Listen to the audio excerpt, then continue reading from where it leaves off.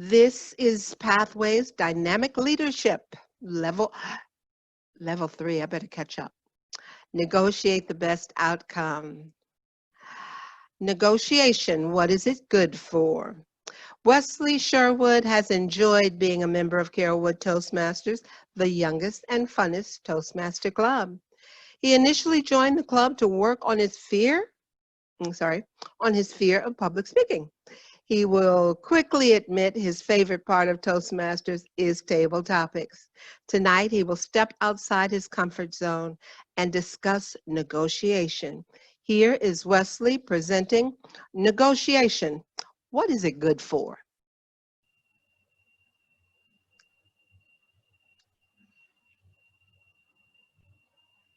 A man stands on the roof of a building, getting ready to jump. He's been standing there for some time and contemplating whether or not he should jump from the roof to his demise.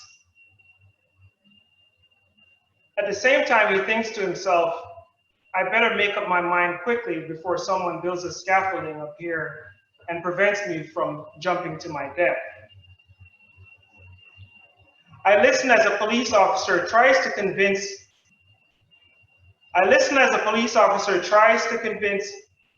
excuse me a second, I need to set up the timer. Okay.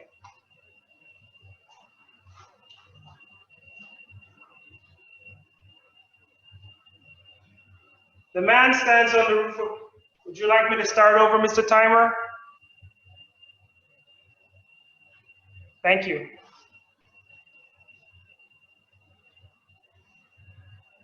A man stands on the roof of a building, getting ready to jump to his demise. He has to make up his mind quickly and decide to jump off the building before someone builds a scaffolding and prevents him from jumping to his demise. Unfortunately, there's a police officer there that is convinced that he will talk him out of jumping off of this building. He speaks calmly to the man and tries to convince him of all the reasons why he should not jump from that building. He continues to talk calmly to the man, and it goes on and on and on. I sit and I listen, and after a while I say to myself, probably if I was that guy, I would just jump off the roof just to stop hearing that monotone voice. At that point, I certainly had enough. I had heard enough, and so I just turned my TV off. Fellow Toastmasters, distinguished guests, and anybody who has ever been in a situation where someone wants you to do something you do not want to do, and you need to talk your way out of it. I'm talking about negotiation. Picture this. It's Sunday afternoon, you're getting ready to watch the basketball game, and she wants you to take care of the honey-do list. What do you do then? Sounds like a good time for some negotiations. But in order for you to be successful in negotiations, there's 3 things you want to keep in mind. 1, you want to make sure that you know what your goals are. In this case, you want to watch the basketball game. 2, you want to know what her goals are. Her goals are for you to do the honey-do list. And 3, you want to be a very active listener so you understand what the other party's goals are and if they're changing during that negotiation. In this case, it's a good idea to stop watching the game and listening to what she's saying.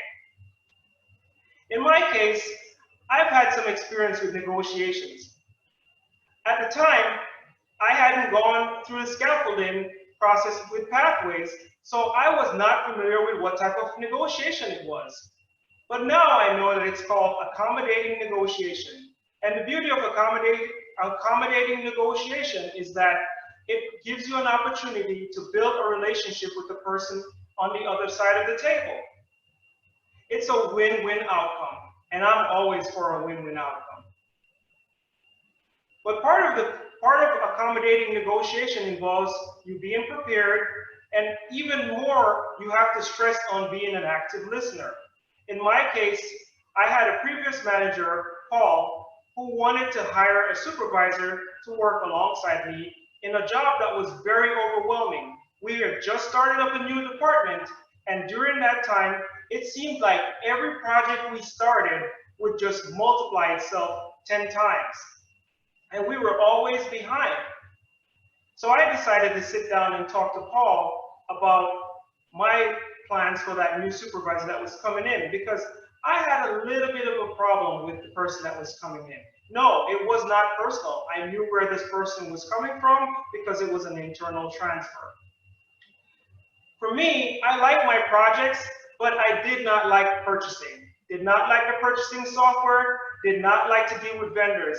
Frankly, I had deal with so many vendors in my previous roles that I had enough vendors in my phone book that I can call all those vendors and be able to have a free lunch for a whole year.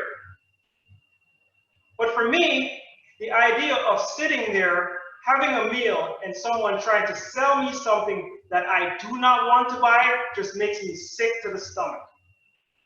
So that is what I needed. I needed him to take over the purchasing portion of my projects. So I met with Paul, and I decided to talk to him about this new supervisor that was coming in. At the time, Paul had already scheduled some interviews, so I knew he was getting ready to have this discussion with that supervisor. And also, he was going to come to me and say, how do we go about training this new supervisor? I said, Paul, guess what? I already thought about this already. I have just a solution.